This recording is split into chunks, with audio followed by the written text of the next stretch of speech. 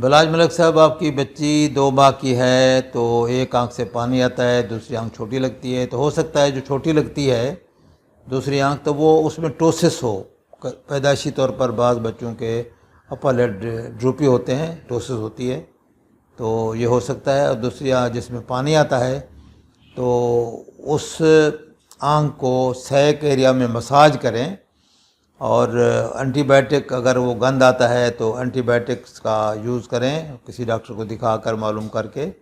تو وہ دوائی ڈالنے سے آنکھ کا پانی صاف ہونا چاہیے، گند آتا ہے تو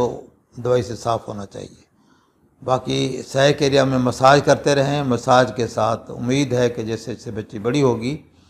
تو بعض نالیاں بعض اوقات یہ نالیاں 6 مہینے میں، بعض اوقات 9 مہینے میں کھل جاتی ہیں، تو ایسا ایسا یہ نالی کھل جائے گی اور مسئلہ حل ہو جائے گا۔ سال تک ہم اس کا ویٹ کرتے ہیں، نالی کو یعنی انٹرونشن نہیں کرتے، دوائی سے اور مساج سے اس کو چلاتے ہیں۔